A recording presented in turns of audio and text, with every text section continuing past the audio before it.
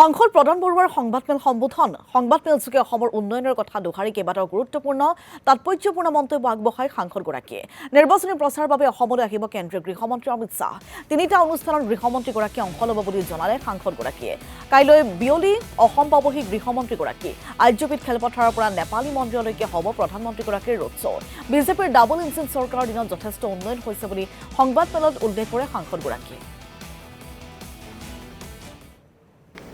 বিগত 10 বছৰত আমি অসমৰ কাৰণে যথেষ্ট কাম কৰিবৰ কাৰণে আমি সক্ষম হৈছিলোঁ আৰু এই 10 বছৰত আমাৰ কামৰ যি পৰিৱৰ্তন আহিছিলে সেইখিনি বিশ্ব মানদণ্ডৰ লগত আমি কম্পেয়াৰ কৰিব পাৰোঁ মূলতঃ আমি যোৱা 5টা বছৰত জাগিৰোডৰ যি আমাৰ সেমিকণ্ডাক্টৰ প্ৰজেক্ট এই সেমিকণ্ডাক্টৰ প্ৰজেক্ট আমি গোটেই ৱৰ্ল্ড ক্লাছৰ লগত আমি কম্পেয়াৰ কৰিব পাৰোঁ যেটো আমাৰ ২৭,০০০ কোটি টকাৰে তাত নিৰ্মাণ অৱস্থাত আছে আৰু খুব কম সময়ৰ ভিতৰতে তাত আমাৰ প্ৰডাকশ্যন ষ্টাৰ্ট হ'ব আৰু অসমৰ বহু যুৱক যুৱতীয়ে ইতিমধ্যে কৰ্মসংস্থাপন পাইছে আৰু বহুত যুৱক যুৱতীয়ে তাতে কৰ্মসংস্থাপন পাবৰ কাৰণে সক্ষম হ'ব ইয়াৰ উপৰিও আমাৰ ডাবল ইঞ্জিন চৰকাৰে যোৱা 10টা বছৰত প্ৰায় আমি সেচুৰেশ্যনৰ ফালে প্ৰধানমন্ত্ৰী আৱাস যোজনা দিবৰ কাৰণেও আমি গৈ আছো আৰু এইবাৰৰ যিখন অন্তিমখন প্ৰধানমন্ত্ৰীৰ আমাৰ লিষ্ট যিখন ওলাইছে সেইখন লিষ্ট আমি যদি ইতিমধ্যে ব্লকবিলাকলৈ এপ্ৰুভ হৈ গৈছে আৰু সেইখিনি কাম আমি সম্পূৰ্ণ কৰোঁতে আমাৰ যিমান সময় লাগিব সেইখিনি সময়ে মাত্ৰ আমাৰ মাজত বাকী আছে আৰু আমাৰ সকলোৰে কাৰণে যিটো ঘৰ সেই ব্যৱস্থাটো আমি ডাবল ইঞ্জিন চৰকাৰে আমি সম্পূৰ্ণ কৰিবৰ কাৰণে সক্ষম হ'ম ইয়াৰ উপৰিও আমাৰ ট্ৰেফিক ইণ্টেন্সিটিতকৈ বেছি স্পীডত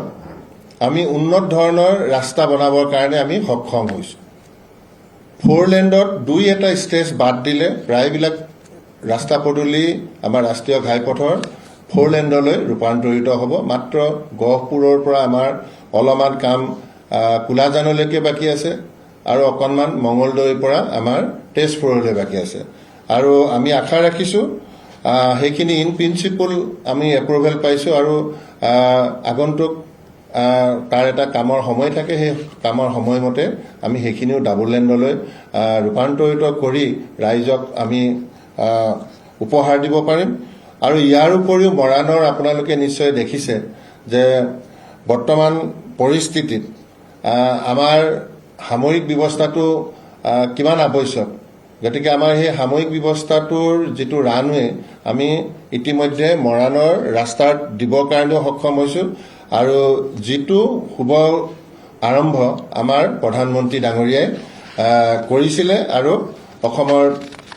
ৰাইজে সেইখিনি চকুৰে প্ৰত্যক্ষ কৰিছিলে ইয়াৰ উপৰিও যোৱা 10টা বছৰত শান্তি প্ৰতিষ্ঠাৰ কাৰণে আলফা KLF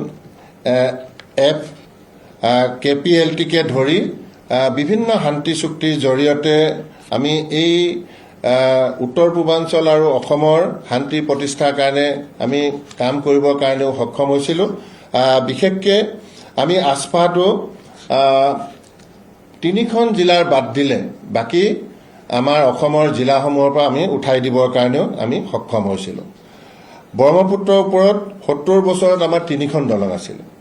আৰু আজি 10টা বছৰত নতুনকৈ 9খন দলং তাত সংযোজন হৈছে ইয়াৰ উপৰিও ৰেলত আমি বছৰি আগতে 27 কিলোমিটাৰ কাম কৰিব পাৰিছিলোঁ আৰু এতিয়া প্ৰায় 83 কিলোমিটাৰ আমি বছৰত কাম কৰিবৰ কাৰণে সক্ষম হৈছোঁ আৰু বৈদ্যুতিকৰণৰ কাম আমাৰ প্ৰায় সম্পূৰ্ণ কিন্তু